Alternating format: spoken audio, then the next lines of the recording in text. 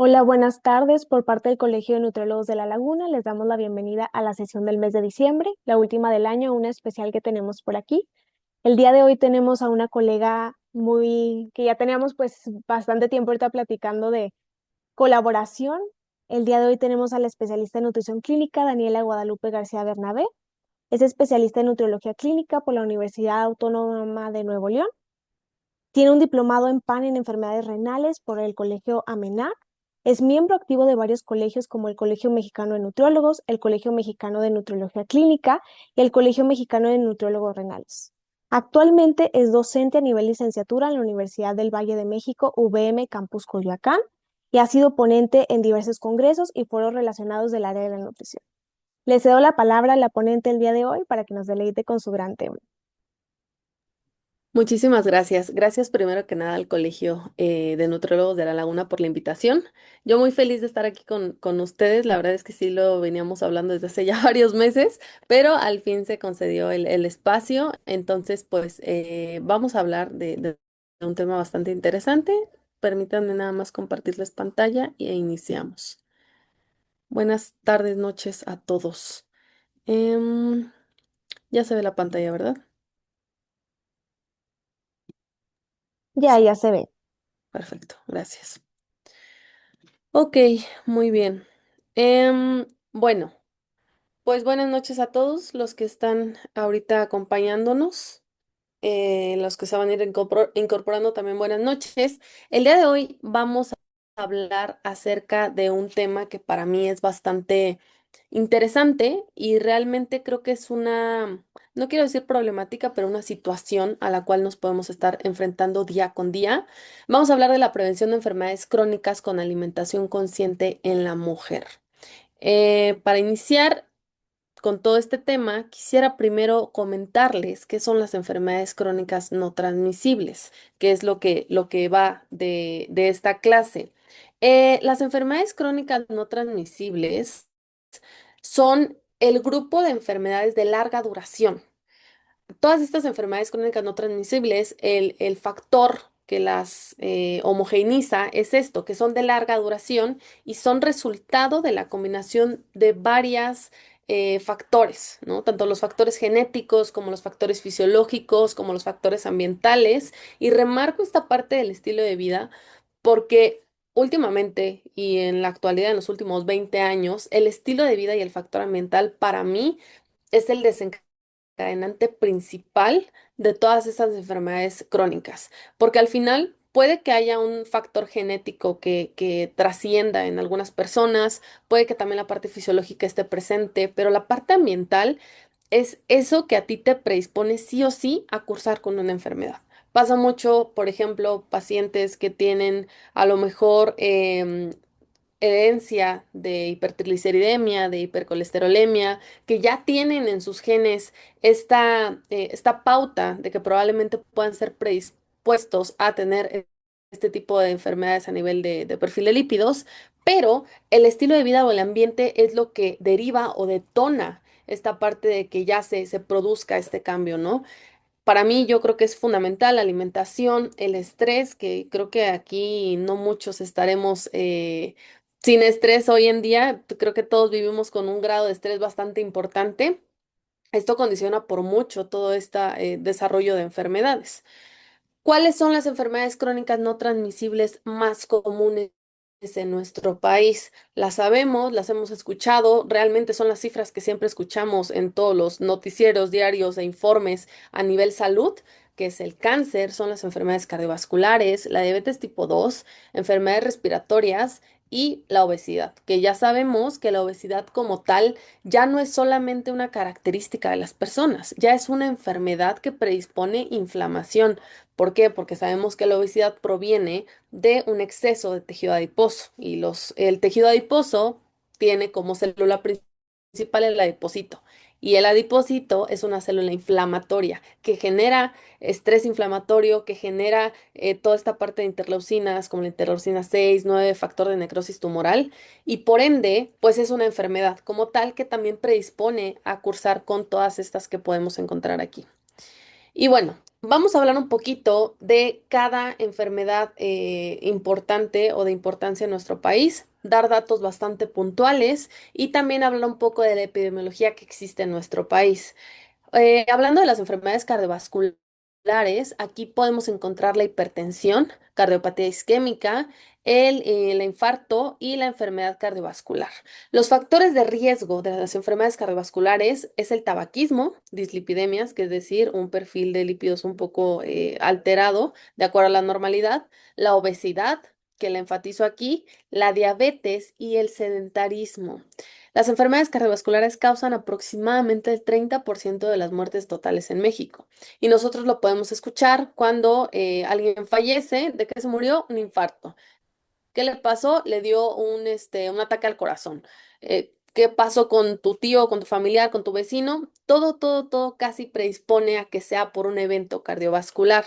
Y realmente hablar de un 30% de las muertes es una cifra bastante importante. La diabetes. Hoy justo salieron las nuevas guías de la ADA 2026 de actualización y sabemos que la diabetes es la resistencia a la insulina o déficit en la producción, que como factores de riesgo también encontramos obesidad, sedentarismo, patrones dietéticos inapropiados y toda esta parte de los antecedentes heredofamiliares, que como lo hablaba en un principio, puede que te den cierta predisposición, pero no te condiciona 100% a cursar con este tipo de patologías. Y pues con diabetes encontramos casi un 16% de mexicanos que cursan con diabetes, que son casi 13 millones de personas en el país. Y ojo aquí, es algo bien importante. Prácticamente el 40% de los pacientes que cursan con diabetes no lo saben. Y la gran mayoría de las personas que lo saben no hacen algún cambio significativo derivado de esta enfermedad.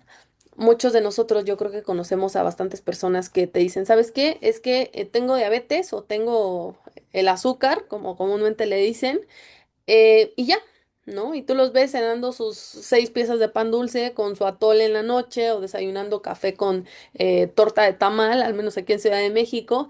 Entonces, esta pobre cultura de la prevención o del cuidado, ya cuando cursan los pacientes con una enfermedad, creo que es algo también importante de mencionar, porque si bien estas enfermedades llegan, realmente la parte del tratamiento a veces no llega muy a tiempo y por eso después se provocan todas estas alteraciones, complicaciones e incluso llegar a desenlaces fatídicos. El cáncer. Bueno, el cáncer es otra enfermedad bastante importante que sabemos que al menos en la mujer también condiciona pues bastantes complicaciones, bastante incidencia y bastantes mujeres que han cursado con esta enfermedad. Y sabemos que es la multiplicación rápida de células anormales en el cuerpo. Los factores de riesgo principales es el tabaquismo, el alcohol, la dieta inadecuada, la volvemos a que repetir, la exposición a carcinógenos y la predisposición genética también. Al año, en México, en nuestro país, tenemos prácticamente 195.000 nuevos casos y de cáncer de mama son aproximadamente 30.000 casos. Y bueno, las enfermedades respiratorias crónicas no las podemos dejar atrás. Hace algunos años sabemos que la epidemiología en nuestro país cambió un poco porque el COVID era pues la principal enfermedad que cursaba toda nuestra sociedad y ya se fue pues normalizando las cifras como era antes de pandemia. Aquí incluimos al EPOC, al asma y la fibrosis pulmonar. Los factores de riesgo de este tipo de enfermedades es el tabaquismo en primer lugar, contaminación del aire y la exposición a sustancias tóxicas. En México, el EPOC lo cursan prácticamente 8% de la población y el asma también, un 8% de la población.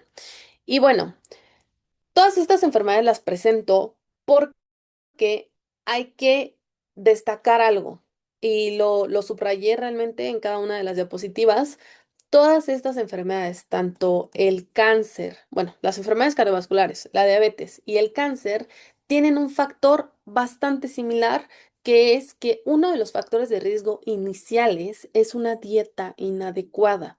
Estamos hablando de que o sea, realmente es como bajo mi responsabilidad, pero para mí, prácticamente todas estas enfermedades, al modificar el estilo de vida o al modificar la manera en que nos alimentamos, cuidamos nuestros hábitos de sueño, cuidamos la hidratación, podrían ser, si no prevenibles, a lo mejor que no tuvieran desenlaces tan catastróficos, porque creo que la alimentación juega una pieza clave y es algo que no muchas veces se toma en cuenta.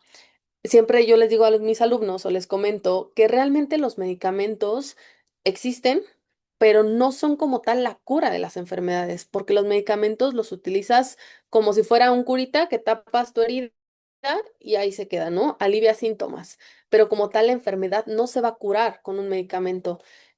Por eso, realmente creo que la cosa aquí o la intención sería prevenir, ¿no? Prevenir este tipo de patologías antes de que los desenlaces pudieran ser no tan adecuados o no tan favorables para el paciente. ¿Y cómo prevendríamos todo esto? Pues cuidando todo lo que les acabo de comentar. Estas tablas a mí se me hacen bastante interesantes y son las tablas que nos da la INEGI cada semestre acerca de las cifras de mortalidad en nuestro país. En estas tablas nosotros podemos encontrar tanto el total de muertes al año derivado de las patologías que encontramos, las más frecuentes, y las encontramos también en el apartado tanto de mujeres como de hombres. Y aquí podemos ver que al menos este año las gráficas siguen bastante similares al año pasado. Como les comentaba hace un rato, en el 2021 aproximadamente, estas tablas se modificaron mucho porque las enfermedades respiratorias que las encontramos por acá se situaban en los primeros lugares, justamente porque pues había una mayor incidencia de estas cifras en la población en general y ahorita se ha ido normalizando esta estadística.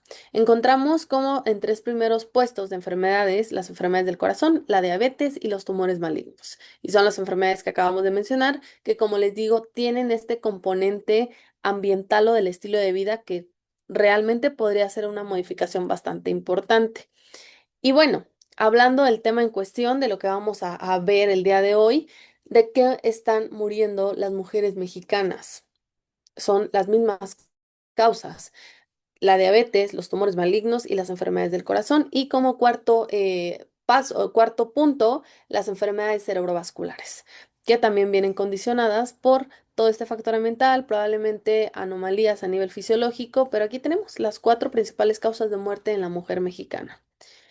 En cuanto a la diabetes, podemos encontrar que en 2023 existían 55.700 mujeres que cursaban con diabetes y que las cuales habían tenido una defunción por esta causa y por cáncer de mama, que sabemos que también es una enfermedad bastante importante en la mujer mexicana. Encontrábamos casi 8.000 muertes en el 2023, que uno diría, son 8.000 en a lo mejor millones de habitantes, pero es una cifra bastante significativa.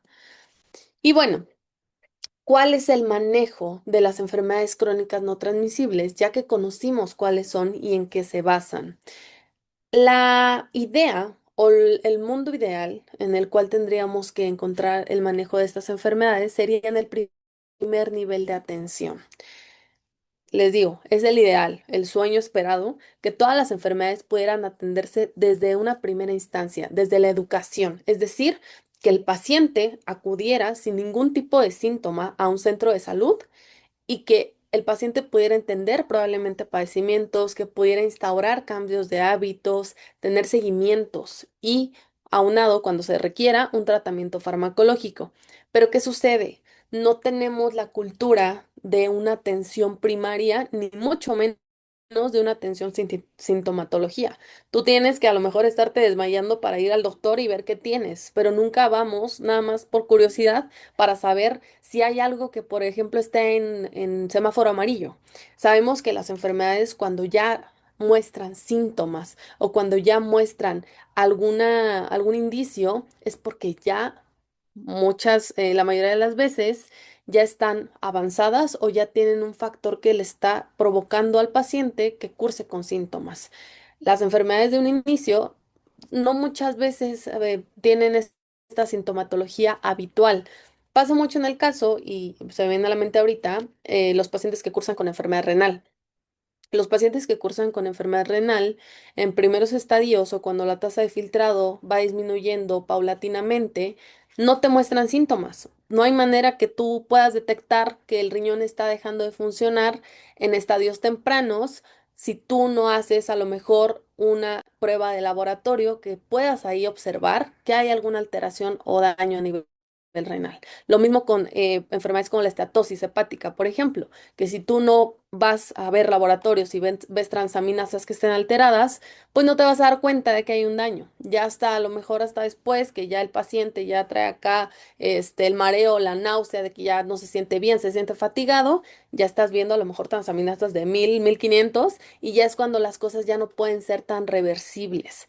Entonces, la idea inicial es que todo el manejo de estas enfermedades fuera desde el primer nivel de atención. Cuando todavía no hay síntomas, cuando el paciente tiene la capacidad de entender el padecimiento con el que está cursando y cuando, primero que nada y fundamentalmente, tiene también esta motivación a un cambio de hábitos. Pero ¿qué pasa? Este estudio está bastante interesante. Para quien guste leerlo, se lo puedo compartir. Y aquí nos mencionan justo esto. Nos dicen que las instituciones de salud pública en México no cuentan con la infraestructura para la atención en el nivel primario. O sea, para mí esto es, pues, la realidad, ¿no? Pero ya está plasmado aquí. ¿Por qué? Porque para la atención en la parte de atención primaria ocuparías psicólogos, nutriólogos, preparadores físicos, enfermeros, etcétera. ¿Y qué pasa? Lo que pasa es que nuestro sistema de salud se limita al tratamiento de las complicaciones, lo que les acabo de decir. El sistema de salud no está orientado a tener esta prevención primaria, sino a atacar el problema ya cuando está cursando en el paciente, por lo cual no se toma en cuenta ni las expectativas ni el compromiso del paciente. Esto también está bastante interesante porque justo pasa esto. Los pacientes ya saben que tienen que ir cada mes por su medicamento. Pero si tú te acercas a una dependencia, no voy a hablar de nombres porque aquí tampoco vengo a juzgar, pero si tú te acercas a una dependencia pública y tú le preguntas al paciente, ¿para qué se está tomando esa pastilla todos los días? Yo creo que 3 de cada 4 no van a saber ni siquiera para qué la están tomando, porque hay un desconocimiento también de las enfermedades y eso causa que el paciente entre en este círculo. Va al médico, le dan medicamentos, se los toma, a lo mejor no se los toma adecuadamente porque no sabe ni para qué se está tomando la pastilla, o se toma la pastilla y al día siguiente o a los 3 días se siente mejor, se la deja de tomar, regresa con el médico, le dan más medicamento. Es un círculo que al final no se corrige mientras el paciente no tenga la educación ni la información suficiente. Entonces, para mí esto es bastante, bastante interesante. Y a esto recaemos. Les traigo este ejemplo porque es algo que a mí me tocaba ver mucho o me toca ver en la consulta. Yo hace algún tiempo tenía un consultorio que estaba enfrente de una dependencia de salud pública. Entonces, en esa dependencia de salud, los pacientes con enfermedad renal pues los atendían, les daban estas hojas que entre comillas son recomendaciones y los pacientes después de tener esa orientación iban a mi consulta y me mostraban estas hojas. Estas hojas son hojas que comúnmente se les dan a los pacientes con enfermedad renal, donde lo que se hace es, todo esto que está en rojo es lo que los pacientes no pueden comer, entre comillas, porque tienen enfermedad renal, dejando al paciente únicamente con chayote, avena y me parece que era chayote, avena y una fruta, así, total. Todo esto que está en rojo, el paciente no lo... Ah, y aceites, vean, los aceites están en amarillos. Y le entregan esta hoja al paciente y le dicen al paciente, no puedes comer lo que está en rojo, come lo que está en verde y lo de amarillo cada tercer día. El paciente obviamente se queda con un desconocimiento bastante, bastante importante de lo que sería una educación alimentaria, porque si bien sabemos que este tipo de manejos es súper arcaico, porque ya sabemos que el nivel de absorción de fósforo y potasio de las frutas y verduras es completamente distinto al que te manejaban hace 5 años. Esto hace que únicamente se vea frustrado un tratamiento nutricional, porque el paciente ahí empieza con miedos, con temor a la alimentación, con desconocimiento acerca de qué le hace bien, qué le hace mal, creencias que se tienen a lo mejor de su entorno social, que le dicen sí come esto, pero tómate este té, pero ayúdate con esta hierba. Entonces, eso lo único que hace es que el paciente se confunda mucho más. ¿Y qué pasa? El paciente llega al siguiente mes a la consulta y le preguntan. ¿qué onda? ¿Cuánto cumpliste de lo que quedamos? Y el paciente probablemente le diga, ¿sabes qué? Es que no pude. ¿Y qué pasa? Hay un reproche, hay una réplica al paciente y son cosas que deberíamos empezar a cambiar, porque justamente aquí se fundamenta mucho el éxito de los tratamientos y justo en estas enfermedades que son las enfermedades más importantes a la orden del día. Y vean, aquí únicamente puse la comparativa de lo que tendríamos que atender en la parte de la consultoría, aprender que el paciente no nació sabiendo nutrición y no lleva 9 años, 10, 11 años de nutrición como nosotros, sino que tienes que darle una orientación y educación pertinente. Y bueno, aquí llega una pregunta bastante importante. ¿Nos alimentamos para nutrirnos o nos alimentamos para curarnos?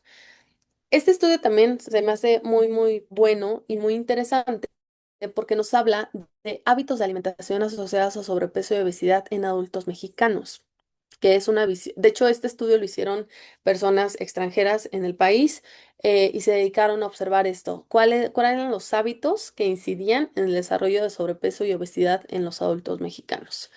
Y bueno, primero que nada encontraron este cambio drástico en la alimentación. Claro que es algo que culturalmente tenía que suceder por la globalización, por las fronteras que últimamente pues ya no son tan duras. Tenemos exportaciones, importaciones y todo esto que conlleva la globalización como tal. Pero lo que pasa es que la alimentación de los mexicanos ha cambiado. Si tú le dices a un adolescente, 14, 15 años, que qué prefiere, si este plato de frijoles con pico de gallo o esta maruchan, sabemos la respuesta. Y la sabemos porque la parte cultural y ambiental se ha esforzado en que tengamos una mayor afinidad por los alimentos ultraprocesados. Entonces, este cambio drástico tiene que ver con factores económicos, sociales y familiares, el crecimiento demográfico que ha habido, los horarios. La gente ya no tiene tiempo de cocinar, de probablemente ponerse a hacer platillos muy elaborados, porque existe el factor también académico, existe el factor laboral, existe el tráfico, existen todas este tipo de cosas que no permiten llevar a cabo a lo mejor esta comida que antes se hacían muy elaboradas, 5 tiempos, a lo mejor súper todo arreglado, ya no hay esa posibilidad. Y las tradiciones y la cultura también es un factor importante porque sabemos que, al menos en México, todo lo que influye cultura y tradición involucra también comida. Y la mayoría de las veces, estas comidas que se ofrecen en estas fiestas o en este tipo de eventos son elevados en grasas saturadas y también en azúcares añadidos. Y justo en este otro estudio que nos hablaron acerca de los factores de riesgo para la obesidad en población femenina del Istmo de Tehuantepec, se me hizo muy interesante mencionarlo también porque es justo que observaron por qué las mujeres en esta población rural cursaban con obesidad. Porque aquí hay una cuestión que nos puede llamar la atención. Se supondría que las personas que habitan en comunidades rurales tienen más acceso a todo lo que sería alimentos no ultraprocesados. Tienen más acceso a verduras, tienen más acceso a frutas, a lo mejor a proteínas no tan industrializadas. Pero ¿qué sucedía aquí? Em, lo que observaron es que prácticamente el 80% de la población femenina de entre 30 y 60 años tenían sobrepeso u obesidad. Estamos hablando de que 8 de cada 10 mujeres tenían sobrepeso u obesidad en esa población. ¿Y qué pasaba? Lo que observaron es que, primero que nada, había en las noches un mayor consumo de grasas saturadas y cenas abundantes y copiosas. Fue lo primero que observaron. Después, que todas las bebidas que consumían las habitantes eran endulzadas.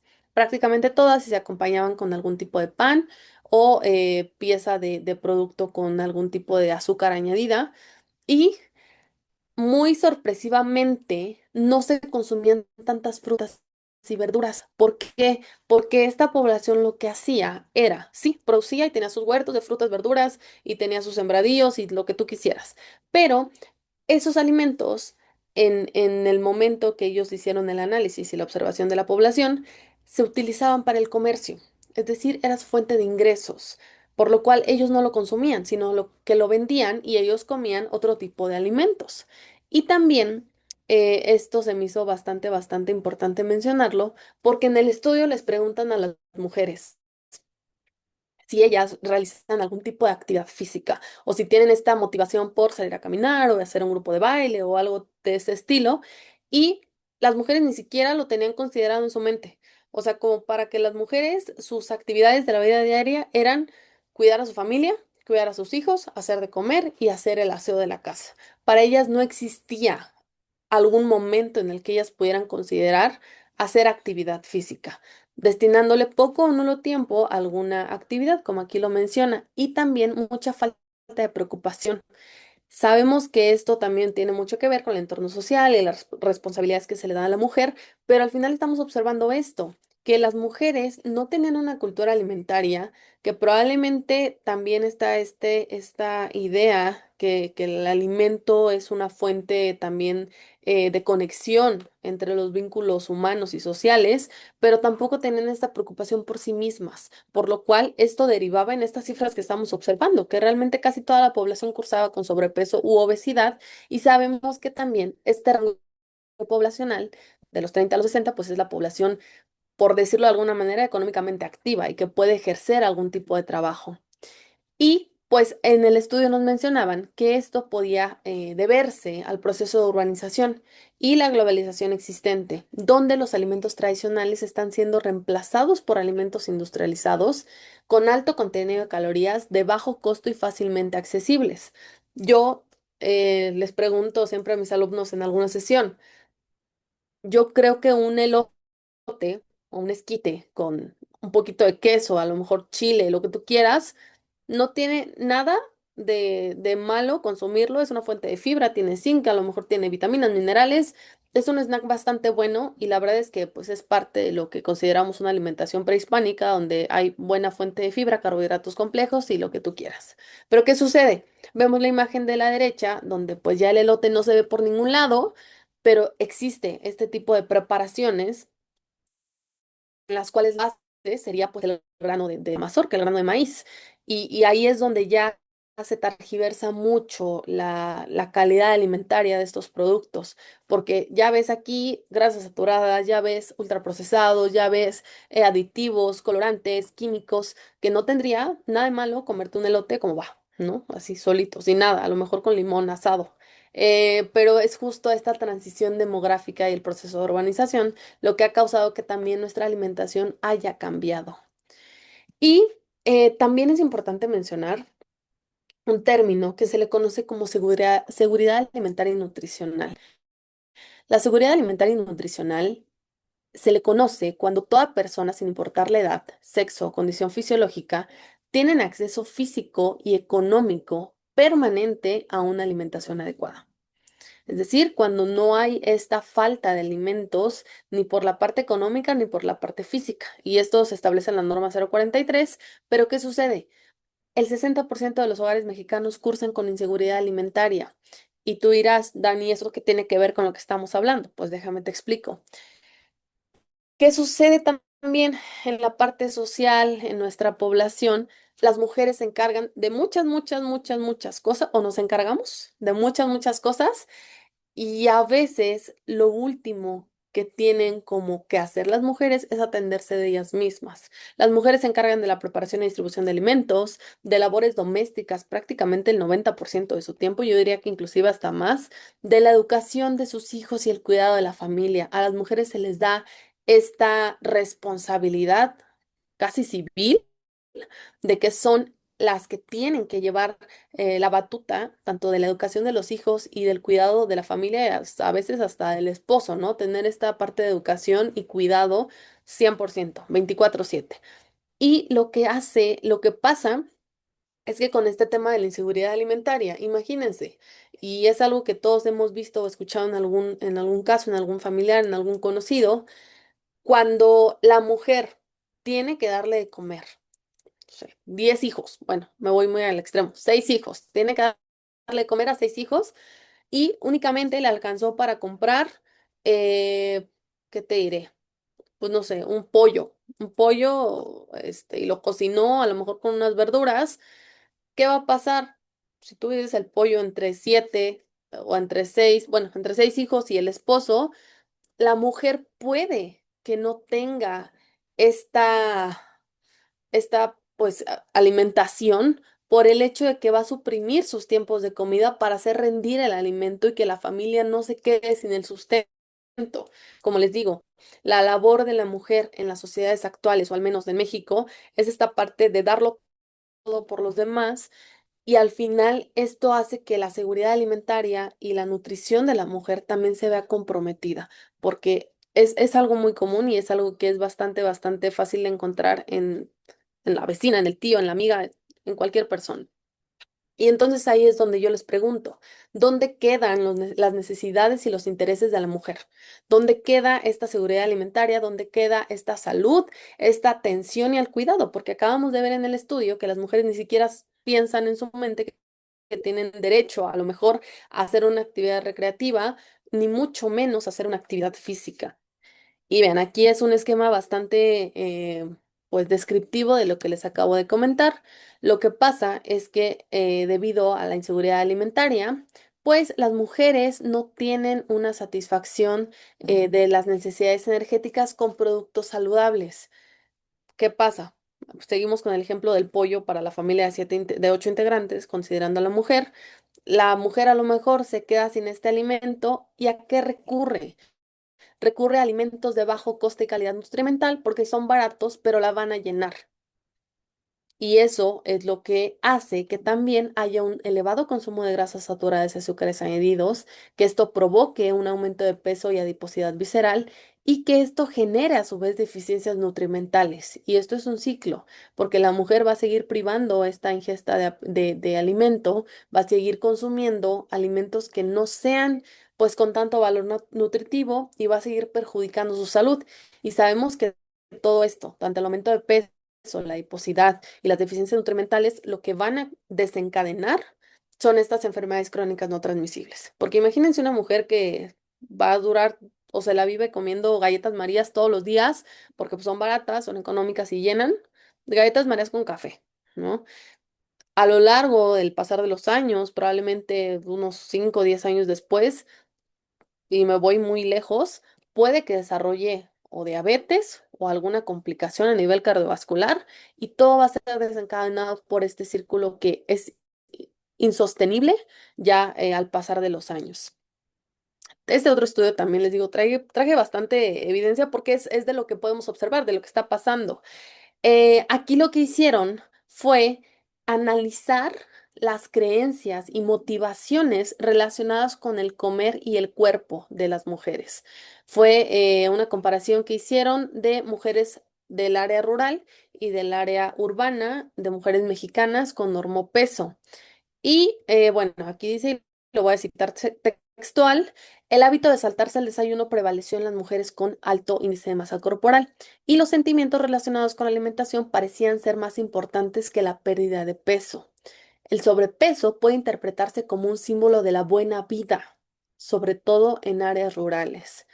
El sobrepeso es aceptado en mujeres casadas porque pueden sentirse más relajadas ya que tienen pareja y las mujeres no estaban motivadas a perder peso a menos de que se sintieran enfermas o con mala salud.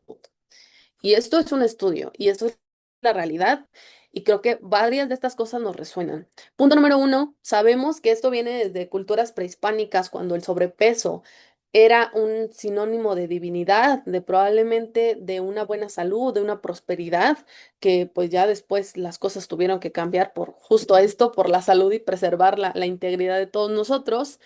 Pero fíjense, o sea, cómo también esta cultura, no voy a meter a temas como de género y todo eso, pero esto que dice, que el sobrepeso es aceptado en mujeres casadas porque sienten que ya tuvieron pues, culminación del matrimonio, una familia, y ya no tienen a lo mejor necesidad de preocuparse por el peso. Y al final justo lo hablaba antes de la sesión, que a veces las creencias culturales y las modas, costumbres y tradiciones es lo que más imposibilita que un tratamiento nutricio pueda ser efectivo o se pueda llevar a cabo. Pasa bastante y es algo que vean, está evidenciado y tenemos que entender que es la realidad de nuestra sociedad. También mencionar esto, y digo, esto es algo más mío que quise poner, que hay un amor que no se debe olvidar y es el amor propio. Y en el caso de las mujeres, creo que es algo bastante importante porque al final es lo que pasa, las mujeres mexicanas se preocupan por todos y por todo, menos por ellas mismas. Y eso es lo que desencadena también cifras tan elevadas de enfermedades crónicas en la mujer, como cáncer de mama, como cáncer de tiroides, que está también muy común en estos momentos, obesidad, diabetes, enfermedad renal, que también hay mucha predisposición en la mujer mexicana, y es algo que tenemos que tomar bastante en cuenta. Y entonces, ya hablé mucho, pero ¿cómo nos alimentamos las mujeres mexicanas para cuidarnos? ¿O qué es lo que tenemos que hacer para cuidarnos? Bueno, nada más por mencionar, sabemos que existen las leyes de la alimentación, que estas leyes de la alimentación son los principios que regulan cómo debería ser la alimentación o los pasos a seguir para llevar a cabo una alimentación completa y adecuada en cantidad de nutrientes, en calidad, que sea inocua. Estas leyes de la alimentación tendrían que considerarse en la dieta de cualquier persona. Pero, ¿qué sucede? Actualmente también, em, justo lo hablaba en otra plática hace algunos días, las mujeres tenemos más, hay un estudio donde nos hablan que las mujeres somos las que mejor identificamos cuando ya no estamos en un peso saludable que los hombres. ¿Por qué? Por también la cultura que existe, la cultura alimentaria, de que hay que tener cierta composición corporal, ciertas reservas en cuestión de grasa, la distribución también de la grasa, del músculo. Entonces, esto ha llevado que las mujeres se sometan a distintas, pues, tratamientos, también entre comillas, o creencias acerca de lo que podría ser mejor o no en cuanto a la alimentación. Y podemos encontrar muchísimo tipo de dietas, de que la dieta keto, de que a lo mejor la dieta DASH, de que a lo mejor la dieta mediterránea, que es la que más se sabe que tiene a lo mejor esta repercusión benéfica en cifras de triglicéridos, colesterol y perfil metabólico, en pocas palabras, la dieta de la manzana, que la dieta de la... O sea, tenemos dietas para todos y de todos tipos, formas y colores. Pero ¿qué pasa? Em, Mucho de lo que se piensa es que cuando tú quieres llevar a cabo a lo mejor un patrón de alimentación o someterte a algún tipo de dieta, pues esto se figura un poco imposible porque se piensa que son alimentos difíciles de encontrar, que son a lo mejor costosos, que a lo mejor no tenemos el tiempo para hacer la preparación de estos alimentos, etcétera, etcétera, etcétera. Y pues algo es importante mencionarlo, que realmente la respuesta está en casa. ¿A qué me refiero con esto? La dieta de la milpa que es, yo creo que muchos de nosotros la hemos escuchado y hemos hablado de ella, que es justo regresar a las raíces. Sabemos que antes, inclusive de la colonización, las sociedades prehispánicas consumían todo lo que venía tanto de frutos silvestres como de también verduras que pueden encontrar. La proteína era de acuerdo a aves, probablemente, inclusive insectos. Entonces, regresar a los orígenes es prácticamente darnos cuenta de que, pues, si no había tantas enfermedades como existen ahora, era porque también la parte ambiental estaba un poquito más controlada.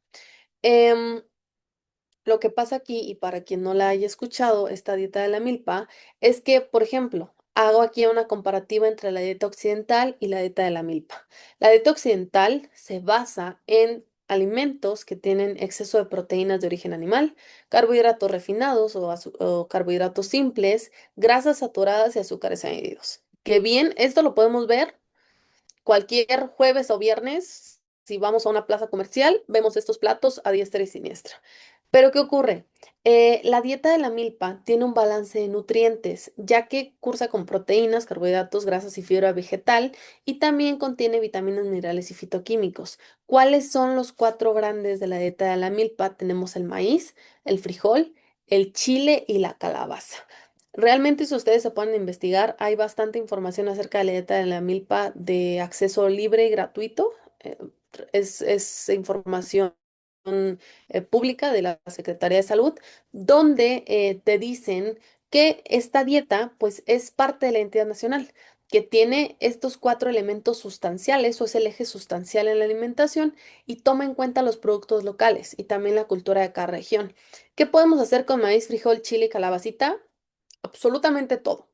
De aquí parte esto que en lugar de irnos a lo mejor a una dieta mediterránea donde las bases son aceitunas, a lo mejor aceite de oliva, pescados de aguas frías, a lo mejor verduras que son de hoja verde, tenemos aquí la versión pues mexa, ¿no? La versión mexicanizada donde podemos encontrar todas estas fuentes de fitonutrientes, de vitaminas, de minerales, pero con cosas que tenemos a la orden del día.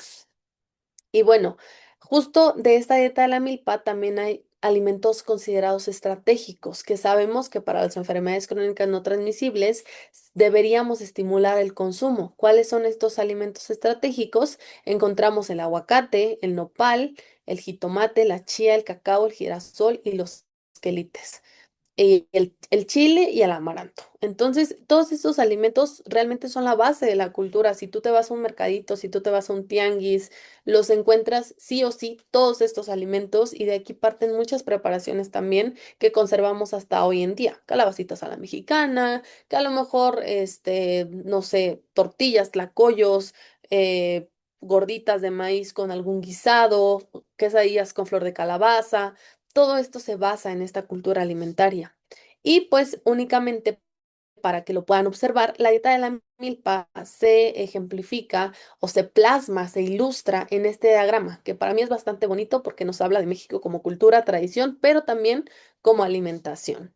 Y por mencionar los elementos de esta dieta, encontramos aquí las verduras, que las verduras aquí tenemos la fuente de fibra, minerales, antioxidantes y micronutrientes. Como vemos, a comparación de lo que sería el plato del bien comer, aquí observamos estas verduras que son muy comunes en nuestra población. Los dos tipos de calabacita, el chayote, la jícama, los hongos, que también son parte de la alimentación, y todos los quelites. Aquí encontramos las amplio y toda su variedad, incluso el jitomate criollo. En la parte de las frutas, aquí nos proveerían las vitaminas, minerales, antioxidantes y micronutrimentos, y el plato nos recomienda consumirlas completas. Y vemos frutas que en el plato del bien comer a veces no se ejemplifican, como la tuna, por ejemplo, el mamey, todo el membrillo, que aquí los ejemplifica bastante bien. En la parte de abajo encontramos grasas saludables, que aquí tenemos el aceite y el aguacate, que son aceites insaturados y cardioprotectores. Encontramos los tubérculos, también aquí tenemos la yuca, el camote, endulzantes incluye, te lo dice el documento que obviamente es consumo esporádico, pero te incluye la miel y el piloncillo. Y en semillas oleaginosas y leguminosas tenemos el cacao, todas las pepitas, semillas, etcétera, y los frijoles.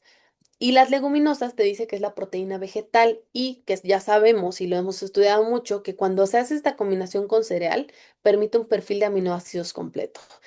Sabemos que cuando tienes maíz y tienes frijol, las posibilidades de alimentos y de preparaciones que puedas llegar a tener son infinitas. Entonces de ahí no hay nada que preocuparse.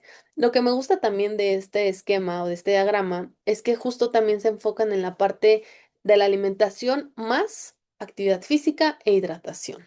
Es decir, te plasman aquí que el hecho de tomar agua y realizar actividad física y buen humor, vean aquí hasta hicieron un apartado de buen humor, para justo entablar toda esta parte de una alimentación consciente y basada en lo que realmente necesitamos y a lo que podemos pues adquirir. Muchas veces pasa en consulta que tú le dices al paciente, te dice, no, es que no tengo dinero a lo mejor para comprar los productos, para comprar a lo mejor lo que tú me vas a pedir, y tú le puedes decir, señora, probablemente si usted me come unos taquitos de frijoles con un poquito de requesón o con nopales a la mexicana, para mí está perfecto. A veces hay mucha incredulidad porque no se nos ha educado con esta cultura alimentaria de que con lo que tenemos en el país puede ser suficiente, pero a veces también eso les da una fuente como de esperanza o de motivación al paciente para decir, ¿sabes qué? Yo creo que lo que tú me estás planteando, que a lo mejor no tengo que gastar tanto, que tengo más opciones de alimentos, que puedo proveer a mi familia de cosas saludables sin tener que gastar muchísimo, es lo que realmente nos ayuda a nosotros a generar este convencimiento en nuestros pacientes. Y pues también aquí incluye la proteína animal, como huevos, lácteos, incluye el requesón, las aves e inclusive incluye los insectos comestibles, como los chapulines, gusanos de maguey y la hormiga chicatana, y carnes rojas también esporádicas. Y los cereales integrales, que son carbohidratos complejos. En los tubérculos te dice que los tienes que consumir hervidos sin azúcares agregados. En México lo que se hace comúnmente es que todos los tubérculos se consumen con azúcar añadida y eso es lo que también provoca que aumente el valor calórico, el valor de azúcar añadida, etcétera, etcétera, etcétera. Y justo era lo que les mencionaba y aquí lo puse, que se incluye esta parte de la actividad física y la hidratación. Y bueno, este último estudio que les traigo a presentar es un estudio que se hizo de educación disruptiva intercultural en la promoción de la dieta de la milpa en enfermedades crónicas. O sea, literal lo que estamos hablando el día de hoy.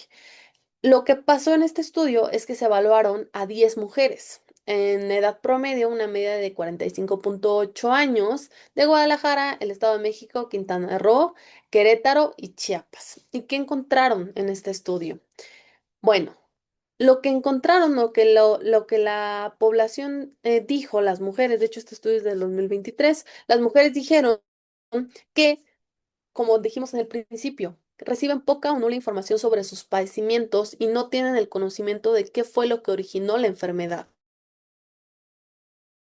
Las pacientes les dicen, es que ya tienes que administrarte a lo mejor unidades de insulina o a lo mejor tienes que hacer este manejo, metformina, medicamento tras medicamento. Pero probablemente las personas o las mujeres no llegaron a la conclusión de que lo que causó o originó esa enfermedad había sido muy probablemente sus hábitos de alimentación. Lo que sucede, y ellas lo mencionan, es que siempre se resalta la prohibición de alimentos y hay mucha falta de información sumada a relaciones erróneas entre alimentos y enfermedades crónicas. Lo que les acabo de decir, no muchas veces se relaciona que la parte alimentaria puede desencadenar una enfermedad crónica. Y al comentarles acerca de la dieta de la milpa, comentan ellas o ellas mencionan que les llama la atención porque era una dieta de la que nunca habían escuchado y cuando tienes diabetes es lo primero que te quitan de tu dieta. Todo lo que son a lo mejor frijoles, la tortilla, ya saben que la tortilla está súper fundada en todo el mundo y en todo México, pero ellas mencionaban eso, que al ellas tener estos padecimientos lo que se les hacía era únicamente darles prohibiciones alimentarias. Y una de las pacientes de las 10 entrevistadas dijo que hizo la dieta keto con un nutriólogo, que trataba de no comer nada de cereales ni carbohidratos y otra dieta para bajar de peso, o sea, los kilos de más que me dieron en el gym, con esa consumía de todo por tiempos. ¿Qué vemos aquí? Desconocimiento, también usurpación de puestos con estos coaches del gym, pero también falta de responsabilidad social. Yo sé que todos sabemos que hay muchos colegas que hacen manejos nutricionales que no deberían hacerse, que hacen retos de 21 días, que hacen programas de alimentación de un mes. Y son cosas que al final terminan perjudicándonos como gremio, porque pensamos o la sociedad piensa que todos manejamos la nutrición de la misma manera. Y ahí se provoca el desconocimiento y la falta de interés por acercarse a la nutrición realmente. Porque, ¿qué pasa? Si un nutriólogo te da una dieta keto y al día siguiente el otro nutriólogo te dice que comas tortillas y al otro día otro nutriólogo te dice que ya no las comas, solamente generas confusión. Entonces, aquí sí hay mucho de nuestra responsabilidad como nutriólogos de informarnos, de actualizarnos y de realmente trabajar basados en evidencia. Y pues bueno, la dieta de la milpa en este estudio se concluyó que es un tratamiento seguro y de mayor adherencia a largo plazo, que además permite una sana relación con los alimentos, ya que no prohíbe ninguno de ellos, sino permite esta parte de la educación en la parte de consumo alimentario y teniendo en cuenta que también se relaciona con nuestra cultura. Quien no quisiera que su nutriólogo le dijera, cómete tus dos tlacoyos en la mañana con dos huevos revueltos, que será lo más normal y sano del mundo. Así con estilos de vida saludables, incluyendo la actividad física, la salud mental y el apego a la naturaleza y al final a nuestros orígenes y a las raíces de toda la alimentación. Y bueno, por mencionar algunos beneficios de la dieta de la milpa, ya para ir cerrando, es que tiene un mayor aporte de fibra y proteína, que esto genera, aparte de la mayor saciedad, pues mejor balance proteico. Y también esta parte de nutrientes, vitaminas, minerales, oligoelementos, disminuye la parte de la inflamación porque también disminuye los marcadores inflamatorios en el cuerpo, como las grasas saturadas. Y la fibra, los dos tipos de fibra que incluye esta dieta, tienen una mejora glicémica en la presión arterial y el perfil de lípidos. Y también, como dato extra y añadidura extra, enriquecen la microbiota intestinal. Es decir, pues hay una mejor incidencia de cepas benéficas para nuestro intestino y eso también se relaciona con un mejor metabolismo, mejor absorción de nutrientes, etcétera, etcétera, etcétera. También esto es importante mencionarlo, que esto ya nos vamos a más temas en cuestión de enfermedad renal, pero Lo que se ha estudiado últimamente en relación con la enfermedad renal y estas dietas antiinflamatorias, en específico la dieta de la milpa, es que disminuyen el potencial ácido de una dieta. Y no me estoy yendo a la dieta alcalina y todo ese tipo de cosas. Lo que pasa, y lo explico brevemente porque es una clase completa que podríamos manejar, eh, las dietas que son altas en grasas saturadas, altas en carnes rojas, altas en toda esta parte de alimentos inflamatorios, generan un perfil ácido en la parte del metabolismo a nivel renal. Y las dietas que son más altas en frutas y verduras generan un perfil más alcalino, que eso en lo que puedo traducirlo es que hay menor daño en la parte renal y mayor daño en la parte renal. Es decir, entre más alcalina sea la dieta, más fuente de antioxidantes y fibra, va a ser menor daño renal. Entre más ácida, más alta de grasas saturadas, más alta de carnes, más alta de todos esos productos procesados, más ácida va a ser la dieta y mayor daño va a tener el riñón. Y se ha encontrado que el consumo de verduras, frutas y granos enteros y el bajo consumo de productos de origen animal y azúcares simples se asocia con un bajo riesgo de cáncer de mama, especialmente en la posmenopausia, que es una edad en la cual las complicaciones a nivel oncológico son bastante frecuentes. Entonces ya vimos que realmente irnos a la alimentación más común, más estándar y más básica que hemos tenido durante cientos de años es lo mejor y lo más recomendable que podemos encontrar para la salud. Y bueno, termino con esta frase que justo habla mucho de lo que englobamos en esta sesión, que las mujeres construimos familias, historias y futuros, pero la educación alimentaria nos ayuda a hacerlo con salud y bienestar. Creo que a veces el hecho aquí es, y lo repito, muchas veces nos olvidamos de la salud femenina porque tenemos muchas otras prioridades y al final es nuestra salud. Y creo que aquí es cambiar este paradigma, que si nosotros no estamos bien, no vas a estar bien para ninguna otra persona. Y es cuestión de hábitos, es cuestión de conciencia, es cuestión de generar esta priorización y esta importancia de nuestra propia salud para poder atender a todos los demás como ya lo hemos hecho durante muchos años. Y pues nada, eso es todo de mi parte. Les dejo mis redes sociales para cualquier cosa, duda o comentario. Y fue un placer estar aquí con ustedes en esta noche de lunes. Muchas gracias.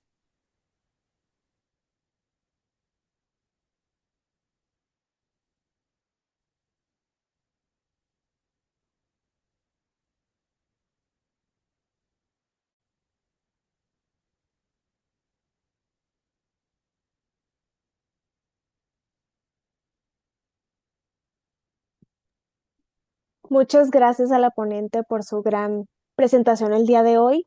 Igual si alguien tiene algún comentario lo puede hacer por el momento y si no, pues ya tenemos las redes sociales de la especialista en nutrición clínica para que puedan tener como alguna pregunta como ya personal con ella. Les damos algún minutito más. Yo de mi parte, quisiera felicitarte. La verdad, soy seguidor de tu trabajo y lo que haces. Te felicito por ello. De igual forma, creo que es un tema muy interesante. Este, en cuanto a la parte de salud pública, ¿tú cómo ves la parte de los retos que tenemos hablando de la comunidad del norte de México? O sea, al final de cuentas, en el norte de México siento que la dieta de la milpa no ha pasado tantas barreras, tal vez como sea en el sur. ¿Y tú qué crees que tendríamos que hacer o cómo se podría llevar más este mensaje para la población del norte, que estamos muy acostumbrados a pues, una dieta muy distinta, ¿no? Ujú. A- al sur. Sí, sí, sí. Bueno, primero que nada, un gusto que al fin nos conocemos y muchas gracias por la invitación. Es un tema realmente, y era lo que comentaba con Pau antes de entrar a sesión, que a mí me tocó vivir un tiempo en Monterrey. Y la verdad es que, por una parte, que el acceso no está tan, no es tan abundante como acá en el sur, y por otra parte es que la dieta ya también está un poco americanizada, que ese es otro factor bastante importante, porque al final lo que terminas viendo en las comidas es a lo mejor, no sé, muchos carbohidratos simples y toda esta parte. Yo creo que para mí lo principal podría ser primero a lo mejor irnos un poquito más a alimentación no tan procesada, porque también se conoce mucho, a mí me tocó incluso ver compañeras y colegas que todo lo compraban empaquetado, congelado, también por los tiempos y todo esto. y era de que calentar, comer. Y eso también deriva en mayor inflamación por toda esta parte de consumo de ultraprocesados, azúcares añadidos, conservadores y todo esto. Creo que como primera medida sería lo mejor, a pesar de no tener tanto acceso a frutas y verduras, por ejemplo, en estos meses que yo sé que es bastante difícil también encontrar verduras, frutas frescas, por ejemplo, aguacate, a mí se me hacía imposible encontrar aguacate en Monterrey, que supiera como el de acá del sur, era una travesía para mí encontrar aguacates, pero yo creo que iría primero enfocarnos en disminuir el consumo de ultraprocesados, que creo que eso está muy a la orden del día, al menos en el norte del país, y a lo que yo puedo observar.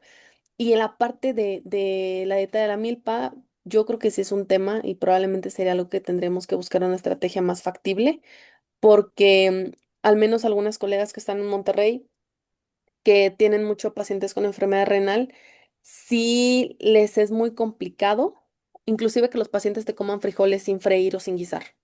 Y es un reto bastante importante que tienen. Creo que será eso, de primera instancia, y es una buena pregunta, es un buen punto de partida saber qué podríamos hacer para poder hacer más asequible la dieta de la milpa en el norte del país. Muy bien, pues muchas gracias y la verdad, gracias por tu activismo y esperamos que ahorita que estás en la maestría puedas lograr mucho en el ámbito de la salud pública y nos sigas pues educando, ¿no? A ver cuándo vienes a La Laguna para que nos des más de esto, ¿no? Cuando gusten. Sí, no, apenas estoy aplicando. Ojalá que sí quede el próximo año la maestría, Ah, pero bueno, sí, esperemos si sí, y sí, pero sí sí, aplicas. espero estar con ustedes bastante, muy, muy pronto y seré No, un gusto acompañar. invitada a La Laguna. Gracias, muchas gracias. Y ya le dijimos que la esperamos el próximo año en el Congreso. Claro, Y Ahí estaré. tenemos un último comentario ya para cerrar, de Daniel Camarillo. Dice, muy interesante el abordaje, Dani. Un tema que requiere un abordaje integral, de evaluar oportunidades y hasta que justicia social. Y qué padre reconocer cómo los patrones dietéticos tradicionales son grandes aliados para la promoción de la salud. Muy buena clase. Gracias. Gracias, Dani. Muchas gracias. Con eso damos por terminado la sesión del mes de diciembre. Igual esta sesión se va a quedar grabada y va a ser subida al canal de YouTube, donde la podrán consultar siempre, al igual que todas las que tuvimos a lo largo del año. Muchas